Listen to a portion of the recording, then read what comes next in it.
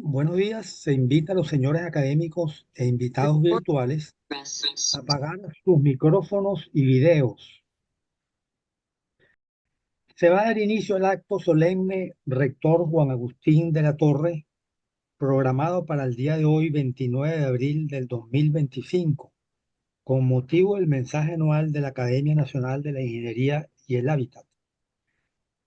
Tiene la palabra el presidente de la Academia Nacional de la Ingeniería y el Hábitat, académico Rafael Isidro Quevedo Camacho.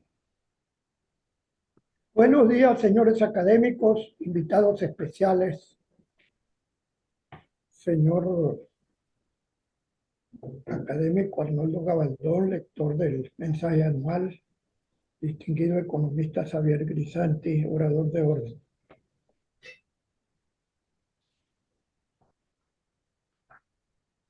Académico secretario, sírvase leer el orden del día y hacer el seguimiento correspondiente a esta sesión solemne del mensaje anual, la cual se declara instalada. Muy bien. Lectura del orden del día. Primero, instalación del acto a cargo del académico Rafael Isidro Quevedo Camacho, presidente de la Academia. Dos, lectura del orden del día a cargo del académico José Luis López Sánchez, secretario alterno. Tres, palabras de apertura a cargo del académico Rafael Isidro Quevedo Camacho, presidente de la Academia. Cuatro, lectura del mensaje anual de la Academia a cargo del académico Arnoldo Gabaldón. 5. Presentación del orador de orden a cargo del académico Joaquín Benítez. 6. Discurso del orador de orden a cargo del doctor Luis Javier Grisanti. 7. Participación del cumplimiento del orden del día a cargo del académico José Luis López Sánchez, secretario alterno. 8. Clausura a cargo del académico presidente Rafael Isidro Quevedo Camacho. Muchas gracias, señor secretario. Proceda con el siguiente punto del orden del día. Pasamos entonces al punto 3 de la agenda, palabra de apertura. Invito al académico presidente a pronunciar sus palabras de presentación del mensaje 2025 de la Academia Nacional de la Ingeniería y el Hábitat. Tiene la palabra el académico presidente Rafael Isidro Quevedo Camacho. Distinguidos miembros del comité directivo, individuos de número, miembros correspondientes, honorarios y miembros de las comisiones técnicas de la Academia Nacional de la Ingeniería y el Hábitat. Señores presidentes, individuos de número y demás miembros de las otras academias nacionales que nos honran con su participación. Señores rectores, vicerrectores, secretarios y decanos de las universidades nacionales, distinguidos representantes de instituciones signatarias de convenios con la Academia Nacional de la Ingeniería y el Hábitat. Señores Arnoldo Gabaldón, lector del mensaje anual, y Luis Xavier Grisanti, orador de orden. Distinguidos presidentes y demás miembros de la Real Academia de Ingeniería de España. Señores invitados especiales, familiares y amigos, señoras y señores.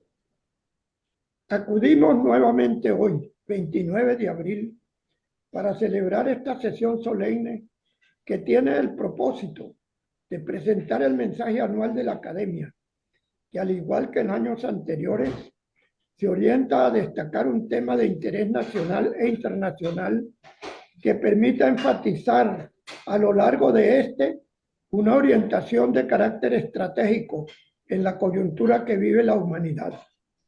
Se realiza en honor al rector de la Real y Pontificia Universidad de Caracas, entre 1790 y 1791, quien en su breve rectoría de 2 años avanzó en el proceso de reforma de esa ilustre institución, renovando los estudios de filosofía y estableciendo la cátedra de matemáticas, origen fundacional de las escuelas y facultades de ingeniería del país. Juan Agustín de la Torre fue un prestigioso jurisconsulto quien además de abogado era también doctorado en Derecho Canónico y Derecho Civil, miembro fundador del Colegio de Abogados en 1778, de la Academia de Derecho Público en 1790 y del Real Consulado de Caracas en 1793, actuando como un gran reformador al promover las nuevas ideas de la ciencia que impulsaban Newton, Descartes, Bacon y otros sabios de la Ilustración, impulsando las transformaciones de la enseñanza al incorporar las llamadas ciencias útiles y promoviendo la modernización de las actividades económicas como el comercio, la agricultura, tal como lo destacan sus biógrafos. El mensaje anual que ocupa el interés de nuestra academia se refiere al desarrollo, el cambio climático y la geopolítica, temas que están íntimamente entrelazados y que hoy cobran una importancia estratégica a nivel mundial. Lo presentará el ilustre académico Arnoldo José Gabaldón Berti, cuyos méritos como profesor, como exministro de Obras Públicas, como fundador del Ministerio de Ambiente y de los Recursos Naturales Renovables, como ministro de Estado para la coordinación de la reforma del Estado y mundialmente por su gestión en el programa de las Naciones Unidas para el Medio Ambiente, son cuyos numerosos reconocimientos nacionales e internacionales lo han destacado. Sus publicaciones sirven de orientación a profesores y estudiantes universitarios sobre temas de interés nacional. Su más reciente libro sobre las palancas del desarrollo sustentable destaca puntos fundamentales de nuestro desarrollo, entre ellos el de la infraestructura y particularmente en ellos el tema de la construcción vital para la reactivación del desarrollo nacional. Entregas un especial mensaje para las nuevas generaciones de venezolanos que tendrán la responsabilidad de corregir las actuales distorsiones del desarrollo del país. Posteriormente a la presentación del mensaje anual por el académico Arnoldo Gabaldón Berti, pronunciará el discurso de orden el economista Luis Xavier Grisanti, destacado profesional en esta rama de las ciencias y experto internacional, cuya visión del mundo, su conocimiento de la economía y el desarrollo del país, y especialmente de la empresa petrolera venezolana y mundial, su dominio del mundo financiero y su visión ecuménica de los procesos actuales, le permiten ofrecer al país un mensaje actualizado y en perspectiva del mundo que tenemos por delante. De su presentación se encargará nuestro académico bibliotecario, el doctor Joaquín Benítez Mal. El desarrollo, que ha tenido orientaciones estratégicas diversas, de acuerdo con los sistemas de gobierno de los países, como lo afirmaba el padre Lebret, deberá estar orientado para el bienestar del hombre y de todos los hombres, en el orden económico y social, político y cultural, y en el marco de la justicia y la equidad, lo cual no siempre se ha logrado. A su vez, debe estar reconciliado con la naturaleza, con la propia tierra, la cual ha venido sufriendo las consecuencias de su progresiva intervención humana, por lo cual tiene también que cumplir con el requisito de la sostenibilidad. Para que los recursos naturales no se agoten y puedan ser aprovechados por las generaciones futuras en una sociedad en convivencia con la naturaleza y en un orden animal, vegetal, mineral y climático donde los ecosistemas conserven su equilibrio. La academia ha venido destacando que en el proceso de desarrollo el Estado debería centrarse en el papel de sustentación y regulación del proceso, garantizando la seguridad jurídica y física, la educación, la salud, la estabilidad económica y el bienestar social, así como los servicios y la infraestructura necesarias para que la sociedad funcione de manera rectamente ordenada y estimular la inversión y las actividades privadas, facilitando aquellas iniciativas que incentiven la incorporación de la vida económica de los ciudadanos y sus organizaciones intermedias, estableciendo el marco adecuado para su participación y empoderamiento. La justa distribución de la riqueza para que todos prosperen, vivan al margen de la pobreza y garanticen la cobertura de sus necesidades fundamentales.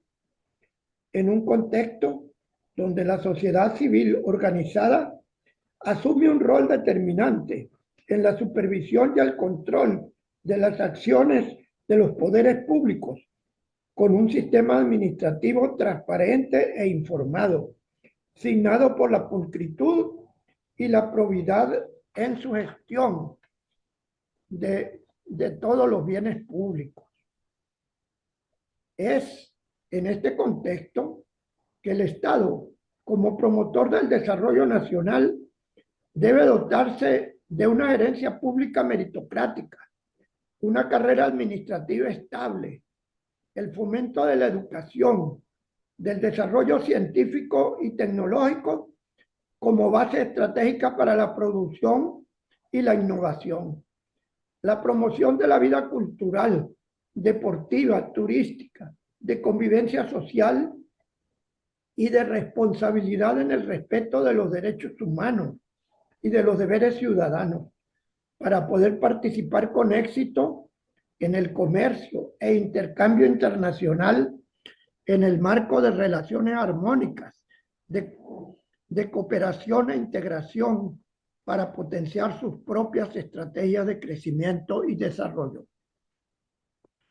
El desarrollo de los pueblos, para ser sostenible, debe entonces fundamentarse en un esfuerzo multilateral para garantizar la protección del ambiente, evitar su degradación y reparar los daños que en la última centuria se han ido incrementando en todos los órdenes: pérdida de biodiversidad, erosión y destrucción de suelos, de bosques y contaminación de ríos, lagunas, lagos y de los mares, incremento de los gases de efecto invernadero, destrucción de la capa de ozono, desertificación, destrucción de nichos ecológicos y ecosistemas frágiles y muchos otros impactos ambientales cuya reparación debe ser abordada sin dilación por los países, en compromisos que los implique a todos, especialmente a los más grandes y ricos,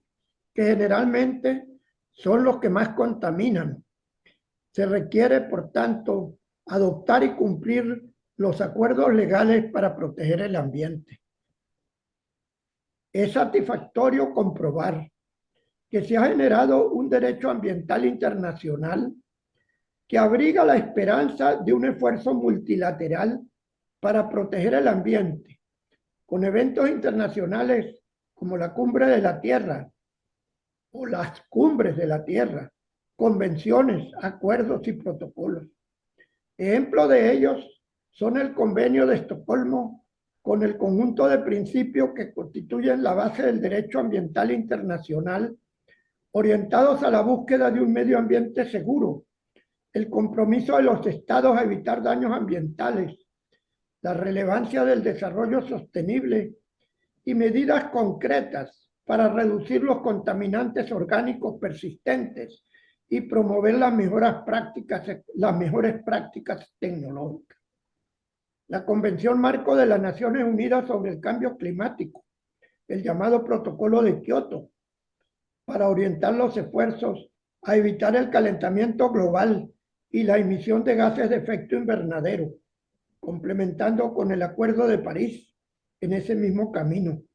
El Acuerdo de Montreal para reducir las sustancias químicas que afectan la capa de ozono.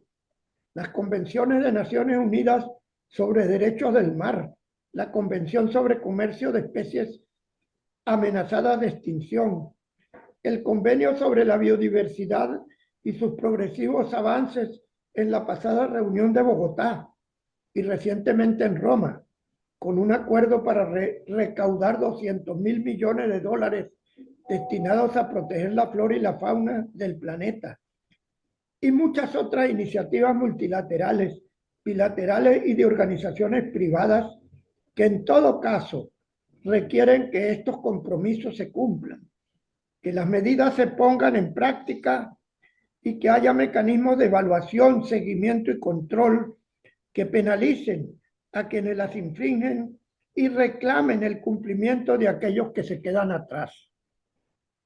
Nos encontramos ahora en un nuevo momento crucial del país y del mundo. La vida de las naciones que surgieron o se consolidaron a raíz de la Segunda Guerra Mundial han derivado en diversos regímenes de organización social y de gobiernos. Sin embargo, la tendencia más generalizada ha sido la búsqueda del sistema democrático de organización y convivencia, con constituciones que privilegian los derechos humanos, la existencia de los poderes ejecutivo, legislativo y judicial con independencia entre ellos, la alternabilidad mediante procesos electorales, el respeto y promoción de la iniciativa privada, de la opinión pública mediante la libertad de expresión del pensamiento y el respeto a los medios que la permiten, la existencia de sociedades intermedias que en su complejo entramado configuran una sociedad pluralista con sindicatos y federaciones, partidos políticos, asociaciones culturales, sociales, económicas, libertad religiosa y de culto, y en general una atmósfera de tolerancia, de participación social y de libertades en general. Esas naciones con crisis recurrentes y ciclos de prosperidad y depresión, a su vez se han integrado en unos conjuntos regionales y mundiales a través de organizaciones de múltiple sentido en cooperación técnica, en cooperación económica, política, social y cultural. Todas ellas comprometen a los países en el cumplimiento de normas ambientales, de respeto a la soberanía de los pueblos, de seguridad, defensa y protección y regulación de los mares, del comercio, la industria, la agricultura, la salud, la ciencia y la cultura y otros campos, todos los cuales han conformado un entramado regido por las reglas del derecho internacional que garantizan seguridad jurídica, autonomía y autodeterminación de los pueblos, seguridad y libertad de comercio y de tránsito internacional, entre otros aspectos.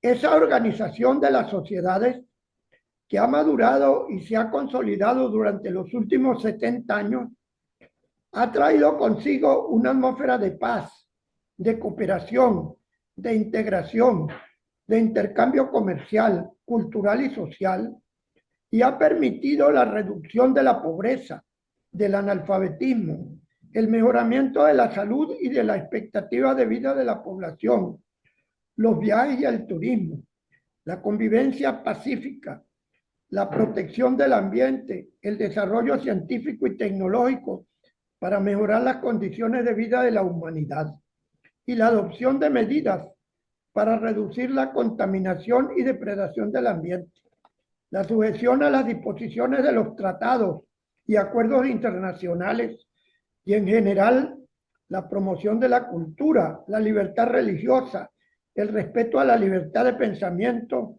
y la promoción de la ciencia, de la investigación, de la tecnología y de la educación. Se puede afirmar con toda certeza que el mundo de hoy es mejor que en cualquier época del pasado. En este proceso histórico de progreso sostenido, con altos y bajos, avances y retrocesos, parece avisorarse un escenario nuevo y distinto. el surgimiento de un mundo multipolar, con centros de poder económico, militar, ideológico y político en expansión, que están planteando un reposicionamiento de los estados y una ruptura del equilibrio y el respeto a las convenciones y tratados del derecho internacional, que ahora, al culminar el primer cuarto del siglo XXI, crean grandes expectativas. Las rivalidades entre las grandes potencias y las medidas que de manera abrupta están adoptando rompen el equilibrio frágil que se sostiene con los acuerdos y tratados que fundamentan el derecho Mira, espérate. internacional. Ya. Después de los largos años de la llamada Guerra Fría, con un mundo bipolar, cuyos centros eran Washington y Moscú, pasamos a un periodo monocéntrico tras la caída del muro de Berlín y con él del llamado socialismo real, que demostró su histórico fracaso, para ahora dar cabida a un orden multipolar, donde parecen volverse añicos los 70 años de negociaciones y diálogos internacionales. Estos que permitieron construir las instituciones internacionales y las reglas que las han regido. Se avisora una tendencia a dar paso a un multilateralismo a base del poder de la fuerza económica, militar y política, para beneficiar a los países más poderosos en relaciones asimétricas que pretenden imponer la dependencia y el vasallaje en una nueva multipolaridad más imponderable, riesgosa, peligrosa y conflictiva. En definitiva, una multipolaridad caótica donde el ejercicio del poder genera temor hasta en los componentes de los demás poderes, como los jueces y los parlamentarios, y en diversos estamentos de la sociedad, como las asociaciones civiles y sociedades intermedias, los medios de comunicación, las universidades, los abogados litigantes, los líderes generadores de opinión pública, los sindicalistas, los empresarios, los migrantes y los perseguidos políticos y demás sectores de una sociedad. Cuando el pueblo siente temor del gobierno, es porque hay tiranía, que es lo contrario de cuando el gobierno siente temor del control popular, porque hay democracia y libertad. En este contexto, llegar a nuevos acuerdos que garanticen el equilibrio de poderes y el bienestar general resultará más complicado, pero hay que intentarlo e impulsarlo.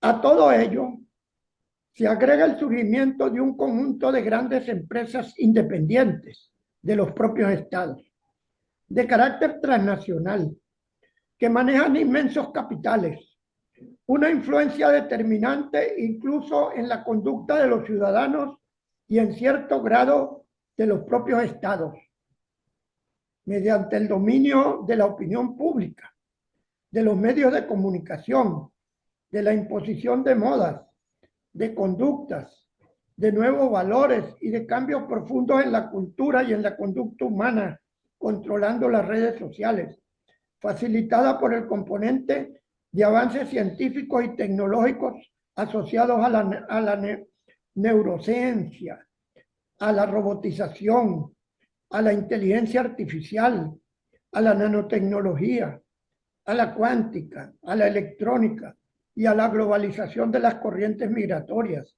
de las religiones, las ideologías y las culturas. Todo ello como para poner en entredicho los avances civilizatorios de Occidente y generar tensiones entre las potencias mundiales que pueden comprometer la paz del mundo. La invasión de unos países a otros, violando el principio de la soberanía, la seguridad y el respeto de las fronteras nacionales. la violación de los acuerdos establecidos por la Organización Mundial de Comercio y por otros tratados, acuerdos, convenciones y protocolos multilaterales y bilaterales, mediante medidas unilaterales provocan grandes impactos en la vida de los países.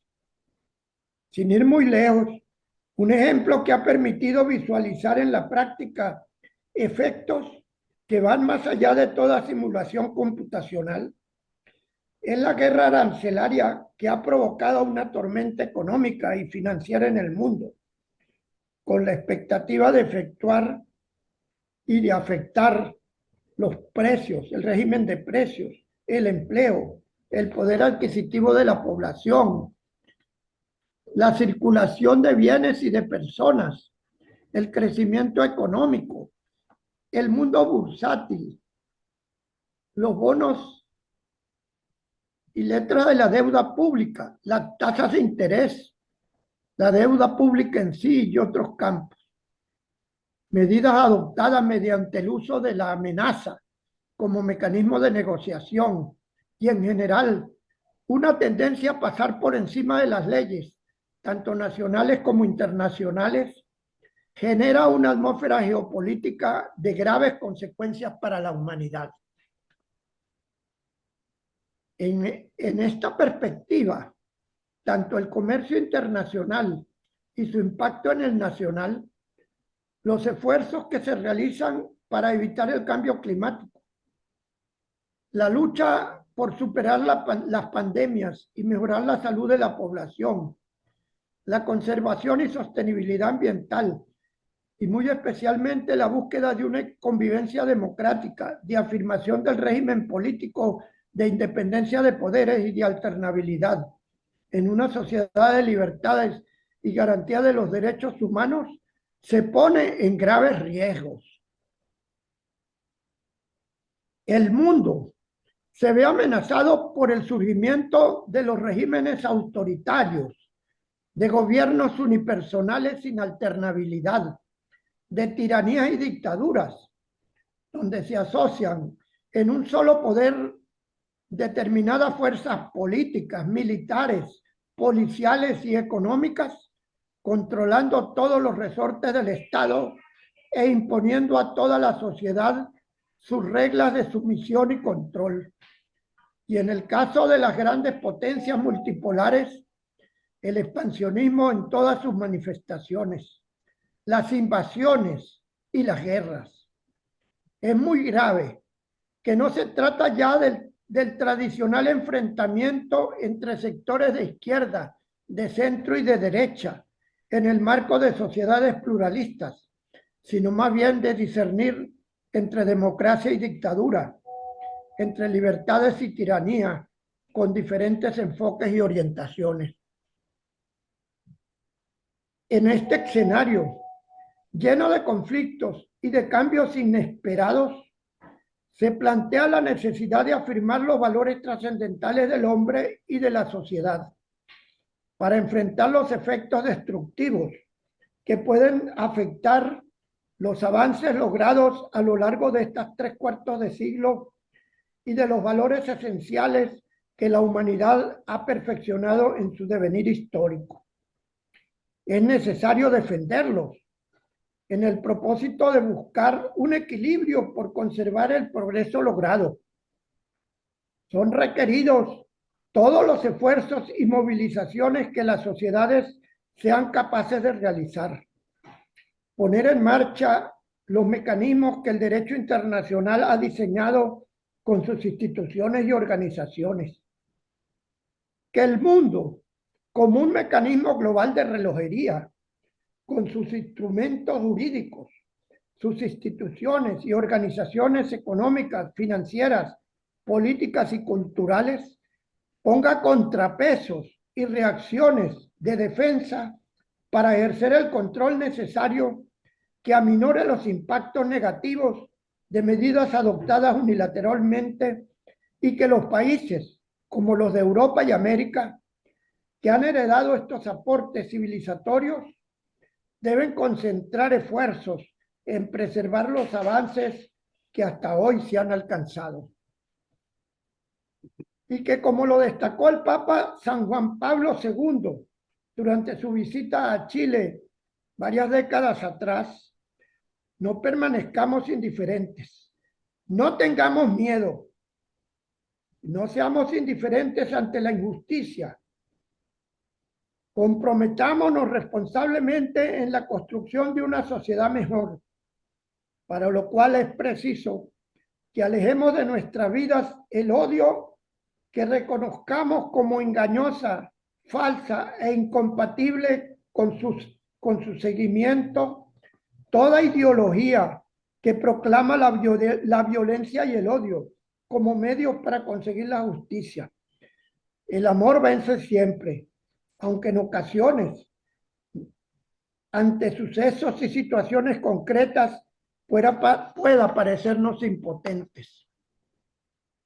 En este, que al parecer es un nuevo escenario de la humanidad, se realiza esta sesión solemne con el mensaje anual de nuestra academia y el discurso de orden que lo acompaña, con la aspiración de llamar la atención sobre la hora actual que vive la humanidad y afirmar los valores y principios que inspiran el progreso civilizatorio y plantear caminos para el desarrollo en el marco de un mundo mejor. Los invito a oír nuestro mensaje anual y a nuestro orador de orden para mirar con optimismo el futuro que se abre ante nosotros. Muchas gracias. Muchas gracias, señor presidente. A continuación, invito al académico Arnoldo José Gabaldón Berti a pronunciar la lectura del mensaje anual de la Academia Nacional de la Ingeniería y el Hábitat. Muy buenos días. Para la Academia Nacional de la Ingeniería y el Hábitat, la construcción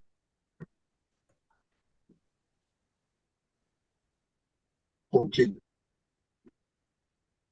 una actividad de la mayor importancia. No solo representa país, por eso nos preocupa mucho la situación de parálisis en que se encuentra este sector.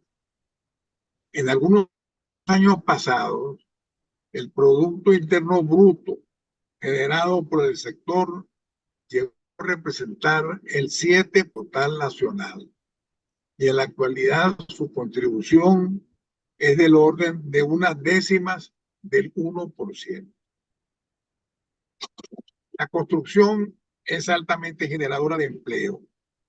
La Cámara Venezolana de la Construcción ha expuesto que, abro comillas, la fuerza laboral del sector construcción se ha reducido drásticamente, pasando de 1.700.000 trabajadores a solo 40.000 en la actualidad, lo que ha afectado de manera severa los ingresos familiares y debilitado el dinamismo de la economía nacional.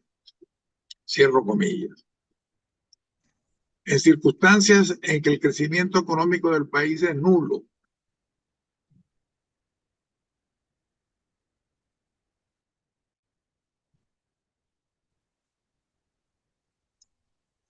el crecimiento económico del país es nulo o muy débil, la reanimación del sector construcción puede significar un respaldo singular. El Banco Mundial, producto de sus investigaciones sobre ese particular, ha estimado que por cada incremento del capital fijo del 1% del Producto Interno Bruto a través de la inversión en la infraestructura física, dicho producto se incrementa en igual cantidad. Una particularidad de ese capital fijo es que se hace en su totalidad a través de la industria de la construcción, bien con recursos públicos o privados. De aquí que las condiciones institucionales bajo las cuales funciona dicha industria suelen ser de la mayor importancia para los países. Ante la situación expuesta, la academia está llamada a prestar su colaboración en campos tales como propiciar la formulación de planes de construcción de obras públicas que sean prioritarias a la vez que viables física y financieramente. Segundo, motivar la realización de investigaciones para incrementar la oferta de materiales de construcción. Tercero, promover programas de formación de mano de obra calificada.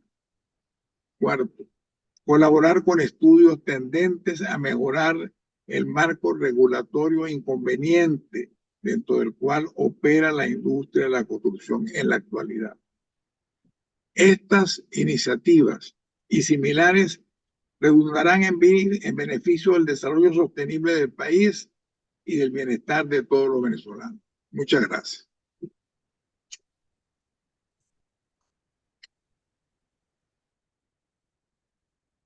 Muchas gracias, doctor Gabaldón. Invito a continuación al académico Joaquín Benítez Mal para presentar al orador de orden. Muy buenos días. Corresponde presentar a nuestro orador de orden. Voy a resaltar los aspectos fundamentales de su experiencia. Luis Javier Grisanti Cano es venezolano, caraqueño.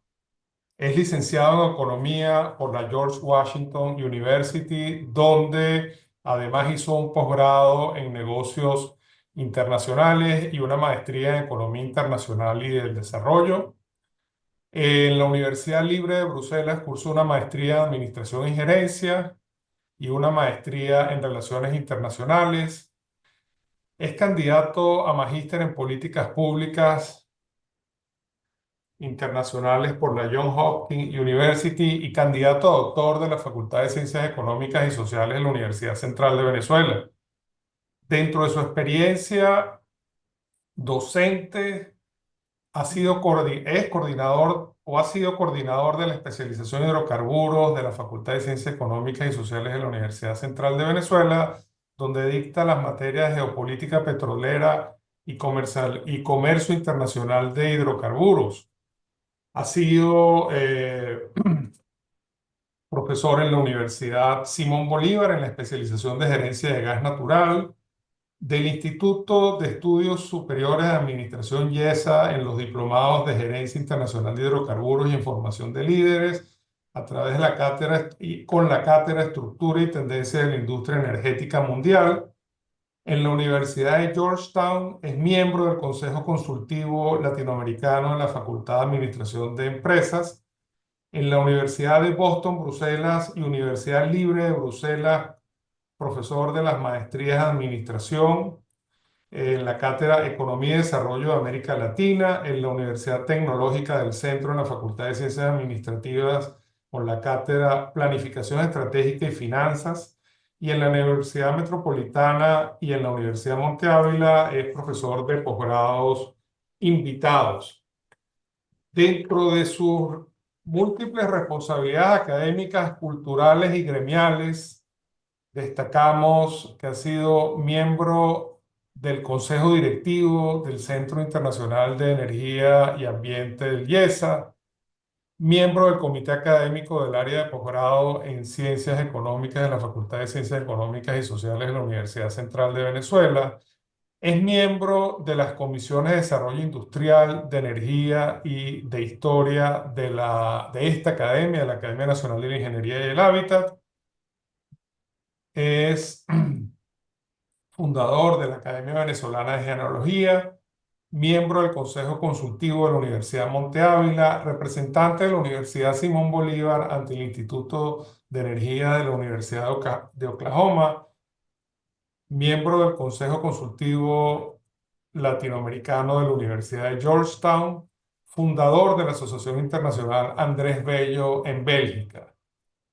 Dentro de su experiencia profesional, actualmente es presidente de la Junta Directiva del Banco Exterior, Es presidente fundador de la Asociación Venezolana de Hidrocarburos, ha sido consultor de la presidencia del Banco Interamericano de Desarrollo, ha cumplido diversas funciones diplomáticas en el área en gestión de tratados, representación alrededor de los temas de energía y desarrollo.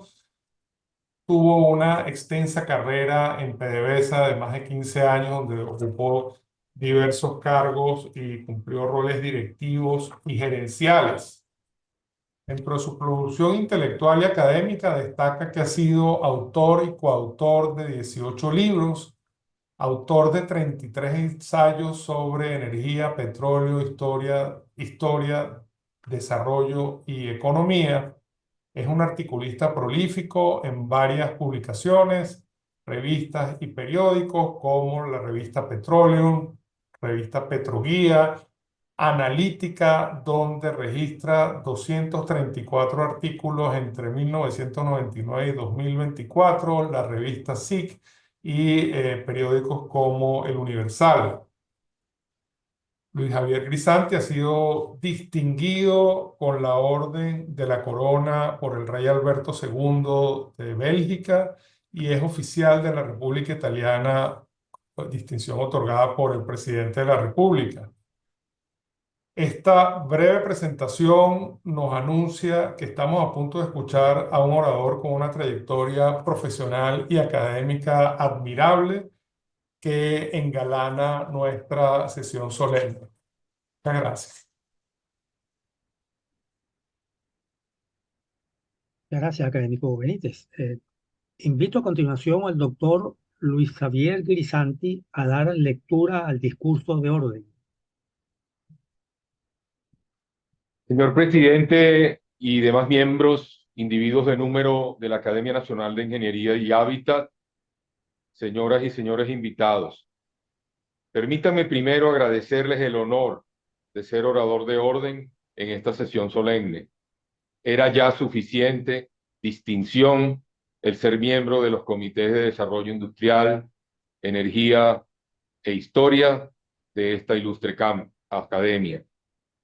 Desde el descubrimiento del pozo Sumaque 1 en 1914 y el Barroso 2 en 1922, la nación venezolana ha confrontado la disyuntiva entre propiciar un desarrollo socioeconómico diversificado o mantener un crecimiento espasmódico bajo la dependencia de un recurso natural. De cara al siglo XXI, Venezuela afronta el dilema entre reorientar su existencia hacia un desarrollo humano y sustentable que nos coloque en la senda de la sociedad del conocimiento o perseverar en las rémoras de un petroestado que atiza la conducta rentística de los agentes políticos, económicos y de la sociedad civil. A la luz de la tercera y cuarta revolución industrial de los últimos decenios, desde la primera venta del computador personal en 1977, ese dilema se ha tornado más apremiante. 3 bonanzas mineras entre 1920 y 2020. Venezuela ha disfrutado durante un siglo de 3 bonanzas mineras. Durante la primera, entre 1920 y 1973, la economía creció a una tasa anual del 6%, una de las más altas del mundo. El país construyó la más extensa red de infraestructuras hídricas, eléctricas, educativas y hospitalarias, y vastos sistemas de telecomunicaciones y vialidad. Los venezolanos desarrollamos una industria manufacturera y un eficaz sistema de seguridad social. 5 décadas de prosperidad y progreso. Los índices de escolaridad se multiplicaron y los de pobreza disminuyeron. Edificamos nuestra institucionalidad democrática. Fue una verdadera bendición de los recursos, lograda gracias a políticas fiscales y monetarias prudentes y bajo endeudamiento público, pese a exiguos precios del petróleo.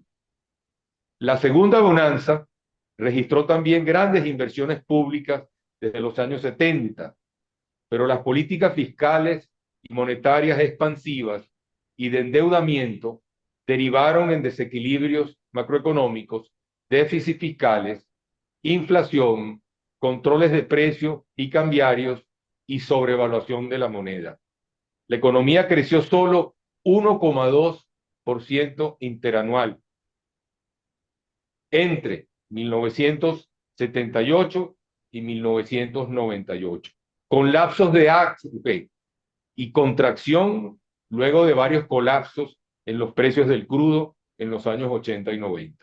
La tercera bonanza de los años 2000 siguió políticas fiscales y monetarias expansivas.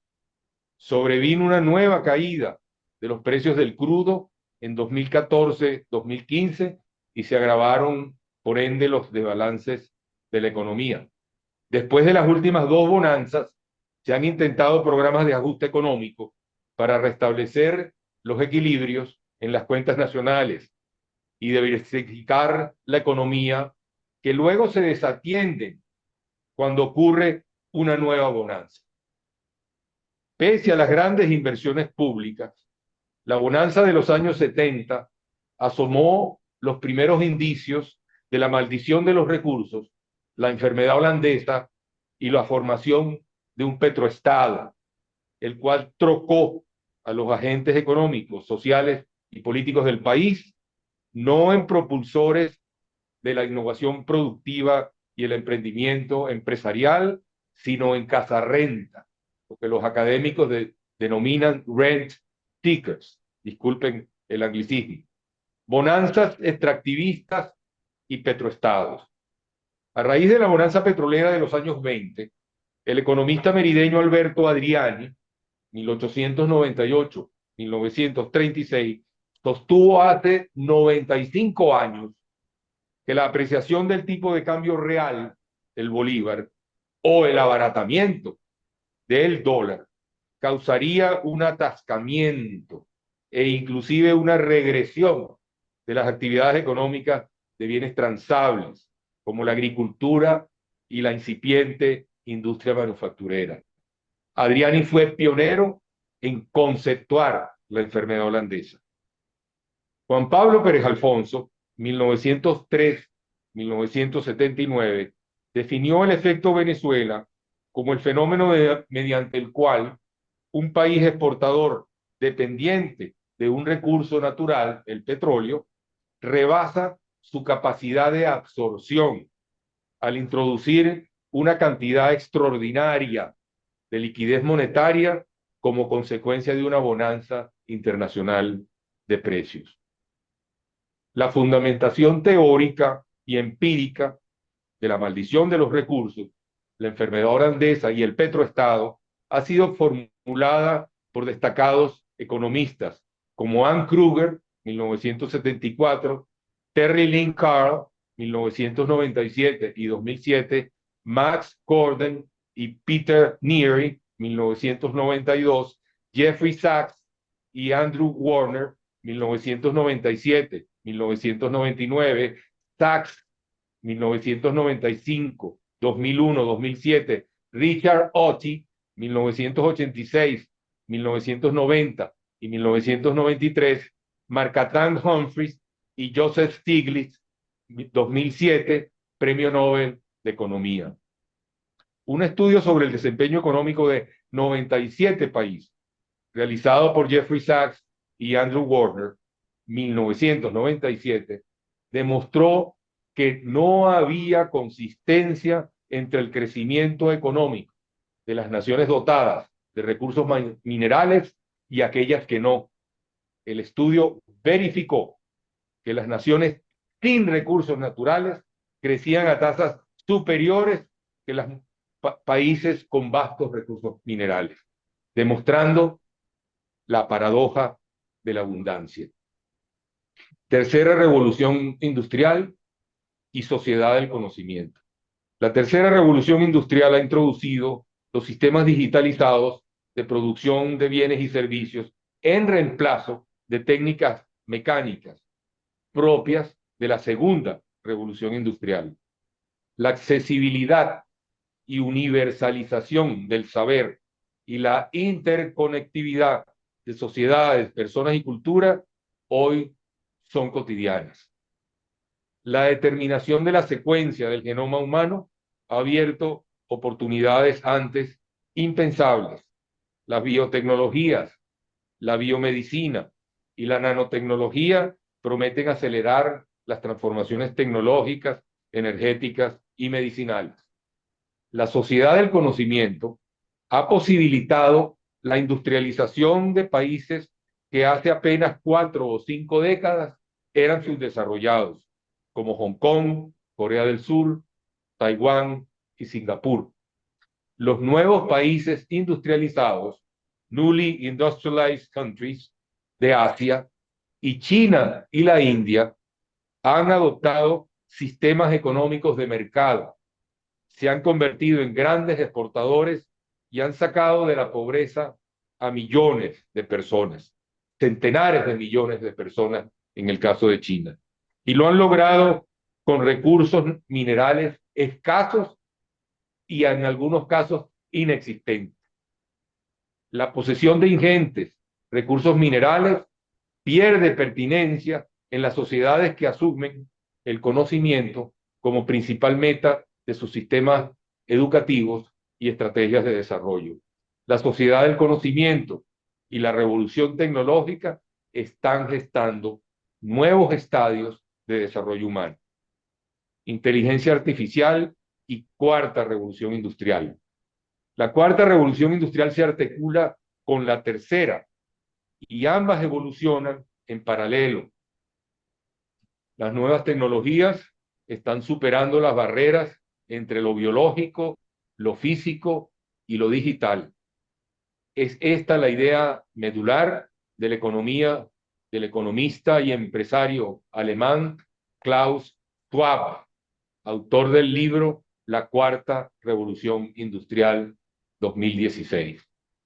Los componentes de la cuarta revolución industrial se están manifestando por medio de asombrosos avances en los campos de la inteligencia artificial, la ciencia de los materiales, la robótica, los vehículos autónomos, la computación cuántica, el Internet de las cosas, el Big Data y las plantas industriales y edificios inteligentes neutros en emisiones tóxicas. Dice Schwab, cito, en el futuro el talento, más que el capital, representará el factor decisivo de la producción. Cierro cita. Descarbonización y nuevo paradigma energético. Los nuevos países industrializados de Asia ya pertenecen al primer mundo. Naciones grandes, medianas y pequeñas se insertan en procesos de integración regional y en cadenas de valor globales interconectadas.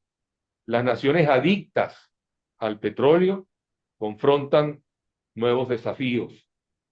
El viejo paradigma de la escasez de reservas, es decir, el llamado pico del petróleo, peak oil, se ha disipado. La tecnología ha expandido tanto la base de recursos recuperables como sus tasas de recobro, a tenor de los enormes descubrimientos de petróleo y gas natural de lutitas. Las avanzadas técnicas de exploración y perforación horizontal, la fractura hidráulica, hydraulic cracking, la sísmica tridimensional, 3D, el Big Data han sacudido la percepción paradigmática de una eventual escasez de petróleo. Se presagia un nuevo paradigma energético con una huella de carbón crecientemente neutra y la instauración de técnicas de descarbonización en productos y procesos. El gas natural como energía limpia de transición y la descarbonización garantizarán una matriz energética equilibrada, donde todas las energías, sin discriminar a las fósiles, contribuyan al desarrollo humano. Hemos escogido 3 temas de honda significación para el futuro próspero de Venezuela: inteligencia artificial para el desarrollo de la energía, formación del talento humano para la innovación y el emprendimiento empresarial, y la atracción de inversión extranjera directa para la formación de capital fijo. Inteligencia artificial y energías neutras en emisiones. Permítanme referirme a la creciente interacción entre la inteligencia artificial y la energía, parte integral de la cuarta revolución industrial. La Agencia Internacional de Energía ha realizado un sesudo estudio, el primero en su alcance, sobre el potencial uso de la inteligencia artificial en el desarrollo de las industrias energéticas. La AIE analizó la data disponible y consultó a especialistas del sector tecnológico, a formadores de políticas públicas y expertos en energía de la industria privada y la academia. El estudio de la Agencia Internacional de Energía revela que la inteligencia artificial podría transformar radicalmente la industria energética mundial en la próxima década. Por el lado de la demanda, se anticipa un incremento notable de los requerimientos de energía eléctrica para alimentar los centros de data o servidores. Por el lado de la oferta, la inteligencia artificial presenta oportunidades significativas para expandir el suministro de energético, al estimular la innovación, reducir costos y emisiones tóxicas de efecto invernadero y expandir la competitividad de las fuentes de energía, desde los hidrocarburos a las energías renovables. Presentamos en forma sucinta las principales revelaciones del estudio.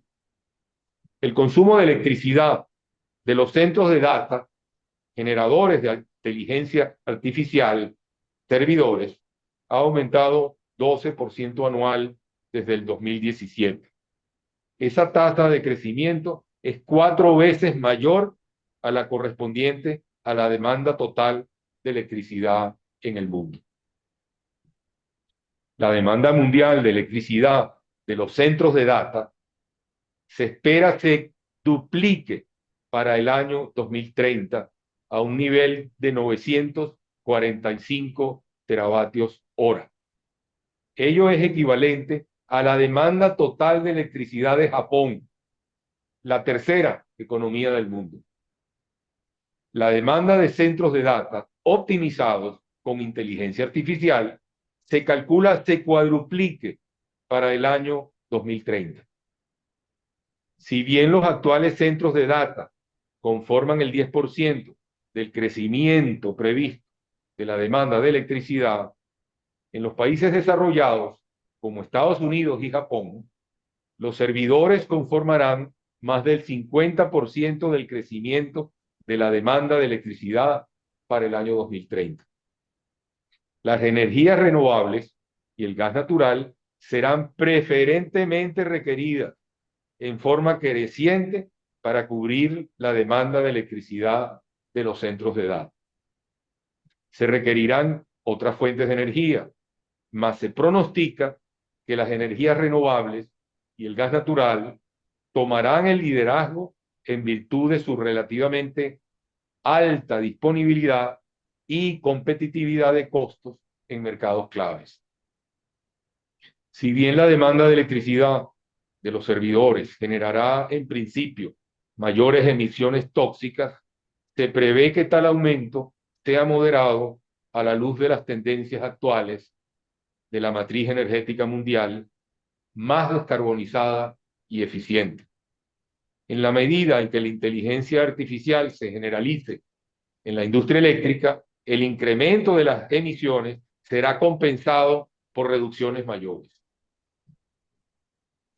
En tanto y en cuanto la inteligencia artificial forme parte integral de futuros descubrimientos científicos, surgirán nuevas tecnologías energéticas que mejoren el rendimiento y la eficiencia de baterías y paneles solares fotovoltaicos. La difusión de centros de data expandirá la demanda por minerales críticos necesarios para sus equipos, lo cual preocupa por las implicaciones para la seguridad nacional de los países productores. Sin embargo, la inteligencia artificial se ha convertido también en una herramienta útil para combatir los ataques cibernéticos a las plantas eléctricas y otras instalaciones energéticas. Educación y talento humano para la innovación. Ninguna estrategia de desarrollo socioeconómico de una nación emergente o en vías de desarrollo puede prescindir de la educación como instrumento medular para lograr elevados niveles de ingreso y una mayor y mejor calidad de vida.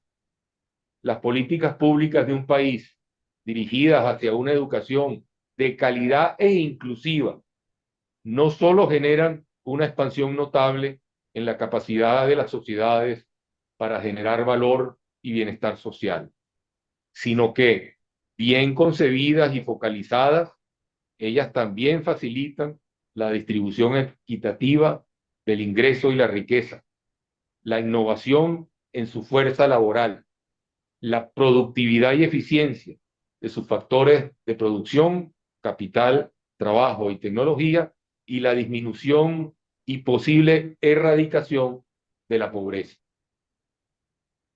Un estudio realizado por el economista Amory Gethin del Banco Mundial revela la estrecha interconexión entre la educación secundaria, postsecundaria y universitaria y el crecimiento y desarrollo socioeconómico de las naciones. En su estudio, publicado hace poco en la revista Finanzas y Desarrollo del Fondo Monetario Internacional, Gethin examinó la data de 150 países en el periodo 1980-2019. La data recopilada parametrizó las características de su fuerza laboral, sus niveles de ingreso y los logros educativos alcanzados desde 1980. De acuerdo con el autor, la metodología utilizada permitió establecer la relación entre los niveles de ingreso y los niveles de educación para una muestra representativa del 95% de la población mundial. Resumimos los hallazgos primordiales. La educación es uno de los principales motores del crecimiento y el desarrollo de las naciones. Ha habido una expansión sin precedentes en el acceso a la escolaridad en los últimos 50 años, tanto en países de altos como de bajos ingresos. Puede atribuirse principalmente a los avances en la educación el que el ingreso global por habitante se haya duplicado entre 1980 y 2019. Este aumento habría sido solo la mitad de no haberse producido los progresos en la educación registrados en el periodo. Es más, entre el 60 y 70% del incremento en el ingreso real por habitante es atribuible a una mejor educación para el 20% de la población más pobre del planeta. La duplicación del ingreso mundial real por habitante ha originado una transformación excepcional de la economía mundial, liderada por China e India, pero también por otros países y regiones emergentes. La proporción de la población mundial que vive por debajo del nivel internacional de pobreza, $2.15 por día, ha descendido del 44% en 1981 a el 9% en el 2022. La educación es responsable de la mitad del crecimiento económico global y de 2/3 de las mejoras en el ingreso real del 20% de la población más pobre del mundo. La proporción de la población mundial sin acceso a escolaridad ha bajado de un 35% en 1980 a un 15% en 2019. Y la proporción de adultos con algún nivel de educación secundaria ha subido del 25 al 60% durante el mismo lapso. Si bien la educación básica es relevante y las políticas públicas de los países y de las instituciones multilaterales han tendido a privilegiar la educación primaria, la investigación de Gessing reveló que los mayores beneficios educativos en términos de ingreso se generan en la educación secundaria y postsecundaria, tanto técnica como universitaria. Por ejemplo, en la India, el obtener una educación primaria permite el mejoramiento del ingreso de un trabajador en un 2 a un 3%. Para los educandos con grado de secundaria se acrecienta en un 6 al 8%. Más aún, un solo año de educación postsecundaria en la India se traduce en un aumento del 13% en el ingreso real. Gessing recomienda así dar mayor énfasis a la educación secundaria y postsecundaria. La interacción entre educación y tecnología resulta crucial. Sin los avances de la revolución tecnológica de las últimas décadas, las ganancias en ingreso real por habitante de la población mejor educada no habrían sido tan significativos. El autor menciona el enorme potencial que la inteligencia artificial depara para expandir la educación y el desarrollo a nivel global, y en particular para los países más pobres.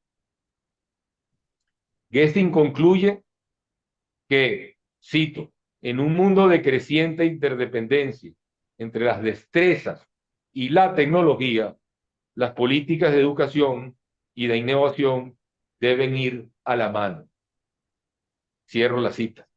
No es que la educación o la tecnología inducen por sí solas el ascenso extraordinario de los niveles de ingreso real por habitante, sino que la combinación acumulativa de escolaridad, tecnología y otras transformaciones productivas del mundo en los últimos 40 años han sido determinantes en el desarrollo de las naciones y en la disminución de la pobreza mundial.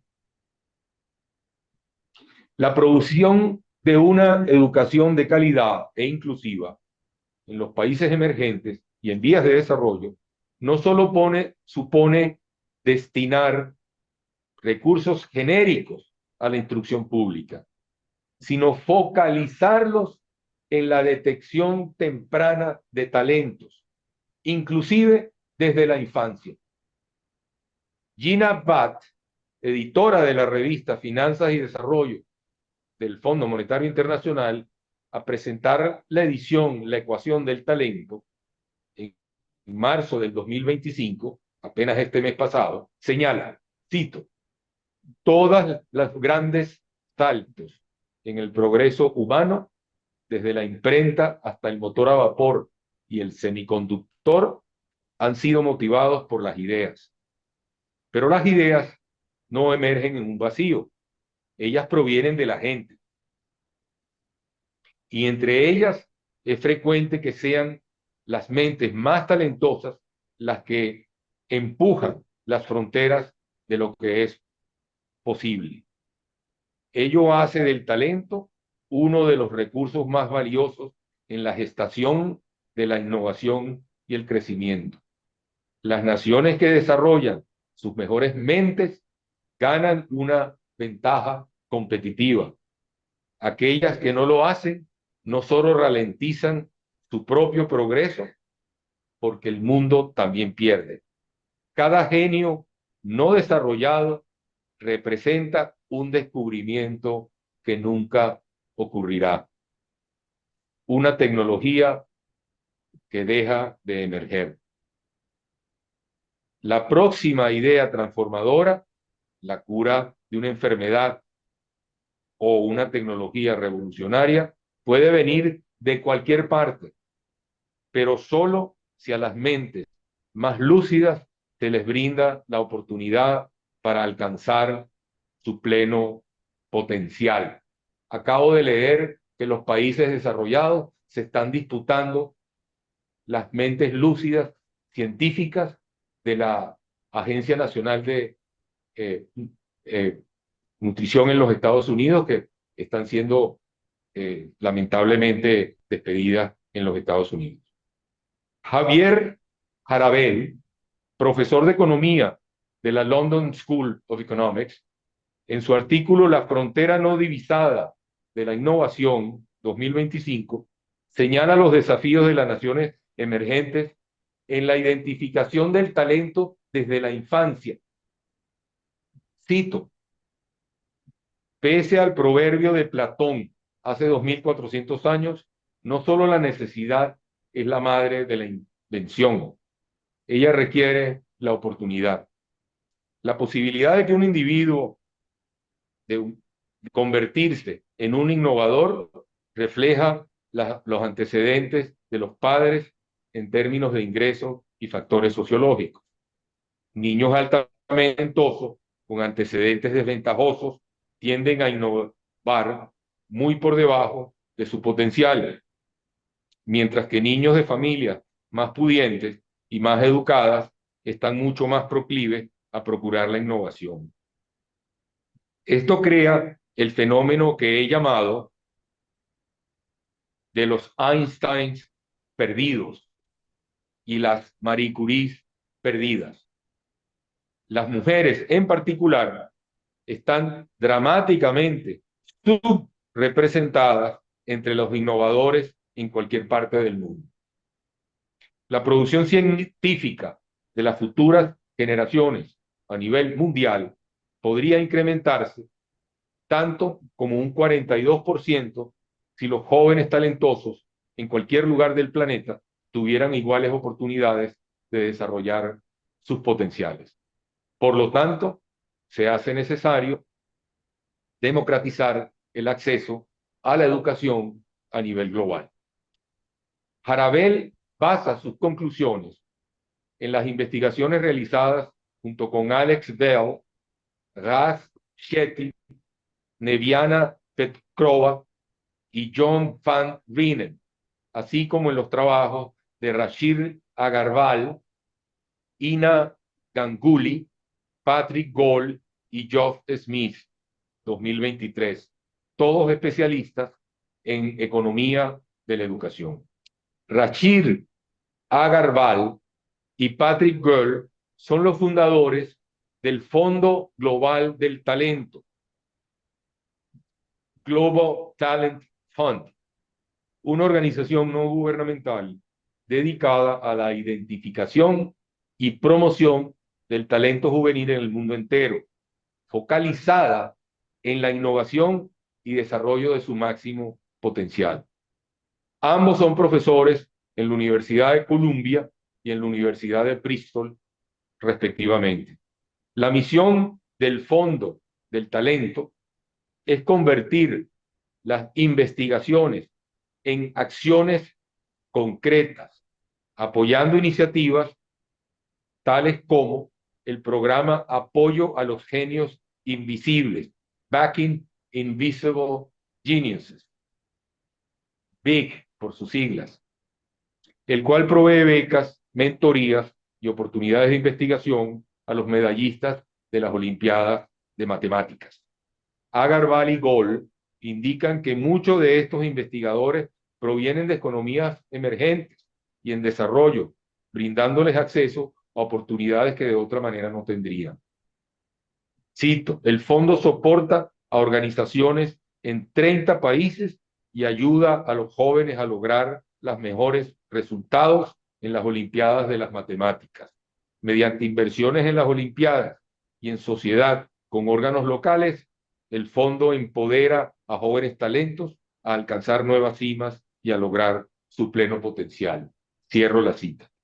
Vale la pena recordar que el doctor Francisco Kerdel Vegas, que en paz descanse, individuo de número de la Academia Nacional de Medicina y ex embajador de Venezuela en la UNESCO y el Reino Unido, fundó hace cerca de 3 décadas el programa Talven, Talento Venezolano, el cual registra los profesionales más destacados de Venezuela en el exterior.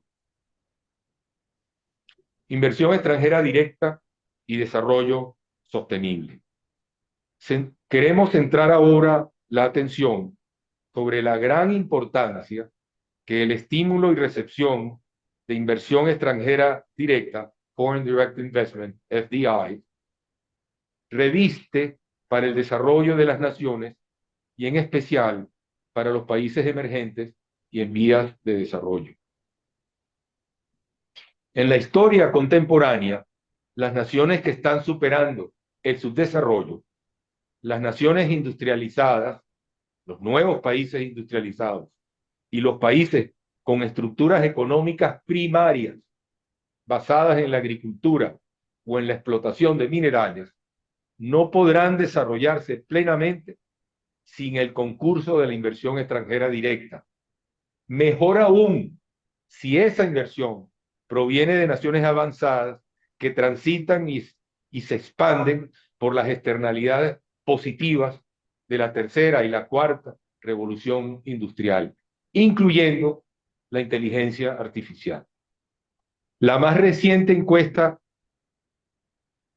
coordinada sobre inversión directa, Coordinated Direct Investment Survey, del Fondo Monetario Internacional 2025, revela que en 2023 el acervo de inversión extranjera directa en el mundo alcanzó una cúspide histórica de 41,12 billones de dólares, trillones anglosajones, al exhibir un incremento de 1,75 billones ese año, un aumento del 4,4% respecto del año anterior, 2022, cuando los montos habían bajado en las postrimerías de la pandemia del COVID-19.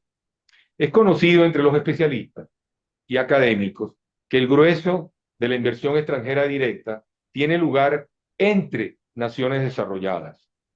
Estas ascendieron a 880 millardos de dólares en el 2023, un crecimiento del 3,6%. Entre tanto, la inversión destinada a países emergentes y en vías de desarrollo fue también significativa y subió a 538 millardos, un aumento del 7,6%, como ya dije, en 2023 solamente. Estados Unidos mantiene el primer lugar con un acervo total de inversión extranjera directa de 5,39 billones de dólares. China ocupa el tercer lugar con 3,65 billones de dólares. Singapur, que es un estado, una ciudad-estado, el sexto lugar con 2,38 billones de dólares. Y Hong Kong, el séptimo lugar, con 2,05 billones de dólares. Y estos son países que hace 4 décadas acusaban un ingreso por habitante inferior al de Venezuela.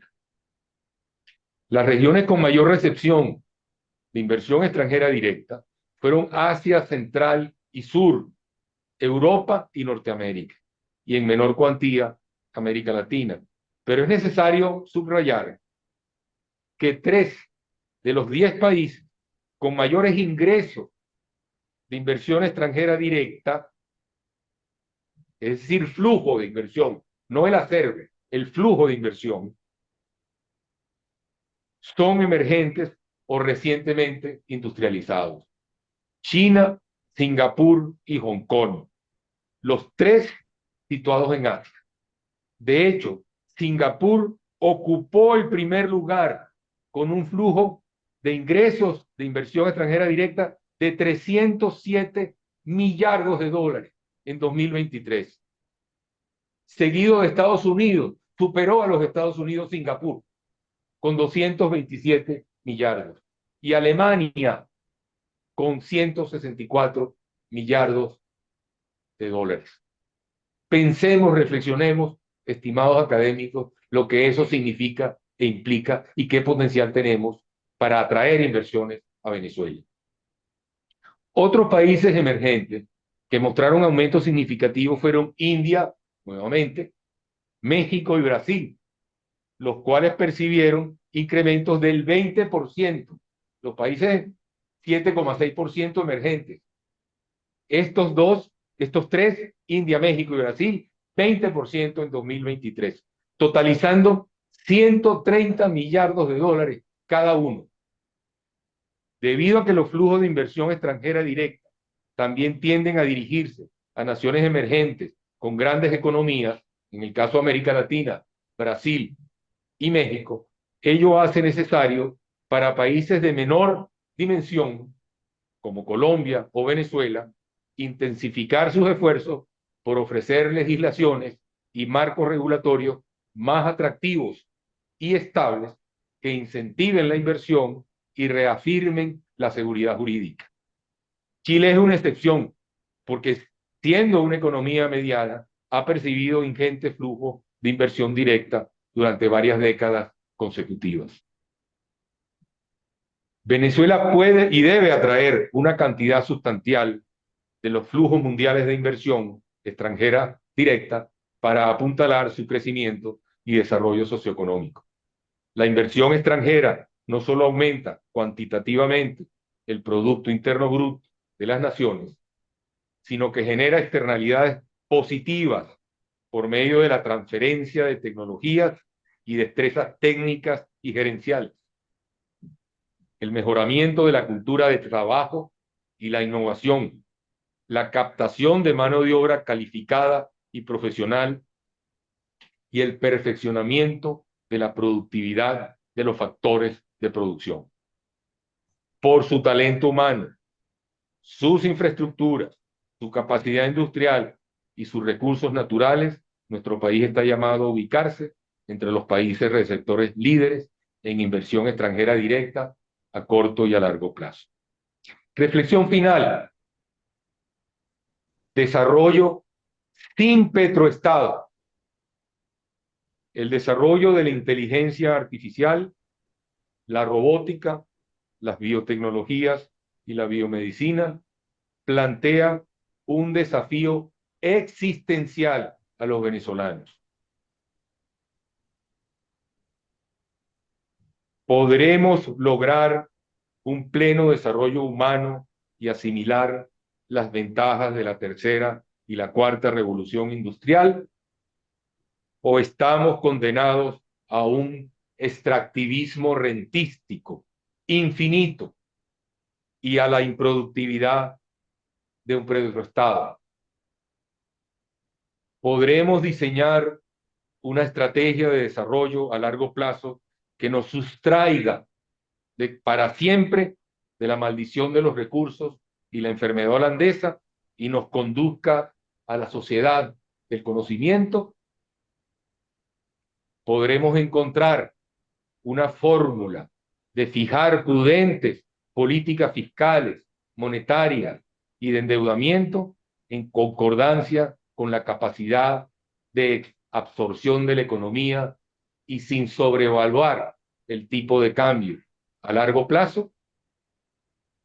La ciencia ha podido descifrar la codificación del genoma humano y nosotros los venezolanos nos seguimos regocijando en el sueño de El Dorado por poseer las mayores reservas del planeta. El desarrollo ya no depende de la tenencia de vastos recursos minerales. El talento humano ha reemplazado el espejismo de El Dorado. Se hace necesario crear una conciencia y una cultura ciudadanas para la generación de capital social nacional y no para la captura de la renta. Muchas gracias. Muchas gracias a usted, doctor Luis Xavier Grisante, por su brillante intervención como orador de orden. Muchas gracias, doctor Besanti, por ese discurso magistral. Señor presidente, se ha cumplido el orden del día. Muchas gracias, señor secretario. La Academia Nacional de la Ingeniería y el Hábitat agradece al orador de orden, Luis Xavier Grisante, por su brillante exposición en el Día del Mensaje Anual de la Academia. Igualmente al doctor Arnoldo Gabaldón por el mensaje anual que ha leído, llamando la atención sobre el tema de la construcción. Agradecemos a todos los académicos participantes y a quienes han acompañado virtualmente la audición de este mensaje que aspiramos sea divulgado por todos los medios posibles para que Venezuela y el mundo conozcan estas ideas y contribuyan a la reflexión sobre su desarrollo futuro. Ha concluido el acto. Muchas gracias a todos por su participación y compañía. Si alguno de los participantes desean hacer uso de la palabra, con mucho gusto le damos la palabra en este momento final. Vamos a dar la palabra al doctor José Ochoa Iturbe, vicepresidente de nuestra Academia Nacional de Ingeniería y el Hábitat. Bueno, realmente no estaba pidiendo la palabra, estaba despidiéndome, pero quería felicitar a Luis Javier, que tengo clase ahora en la universidad a las 12. Entonces estaba despidiéndome un poco a la francesa, pero la verdad, un tremendo discurso. Espero que podamos leerlo y estudiarlo con mucho detenimiento. Muchísimas gracias, Luis Javier. Si alguien más quiere hacer uso de la palabra de manera informal, Yo lo que quiero decir solamente es que estos discursos van a ser publicados en el boletín de la academia. Todos los discursos del día de hoy, ¿no? Y el doctor Eduardo Burós tiene levantada la mano. Adelante. doctor Sí, Burós. yo quisiera hacer en primer lugar, felicitarnos a todos y a todos los oradores del día de hoy por sus brillantes intervenciones y felicitarnos a todos los miembros de la academia por generar este acto anual que recuerda como un mensaje académico como el que expuso en su discurso del 27 de abril el rector de la Torre inspira cambios trascendentales en la sociedad. Hoy hemos planteado 4 grandes asuntos a la nación venezolana. En primer lugar, la concepción integral del desarrollo sostenible, abarcando valores éticos, morales y políticos.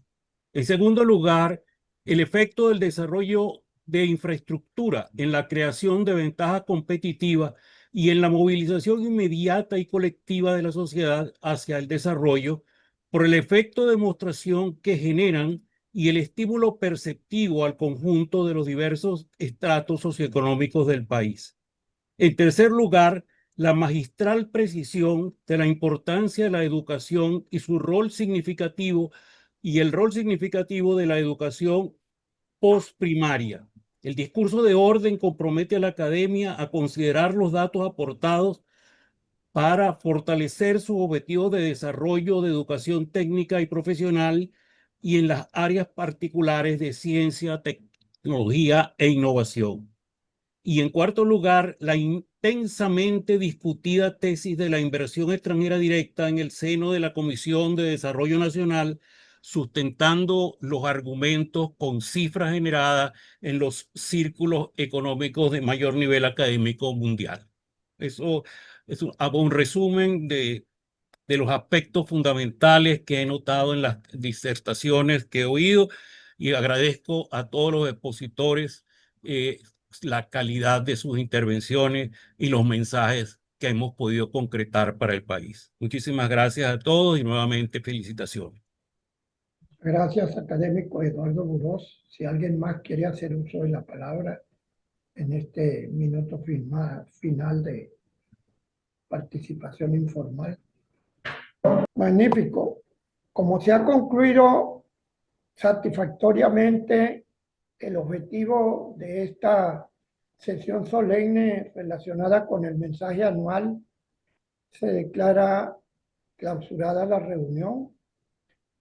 No sin antes agradecer a todos los participantes e igualmente a todos los expositores por su participación en la misma. Muchas gracias. Buenas tardes.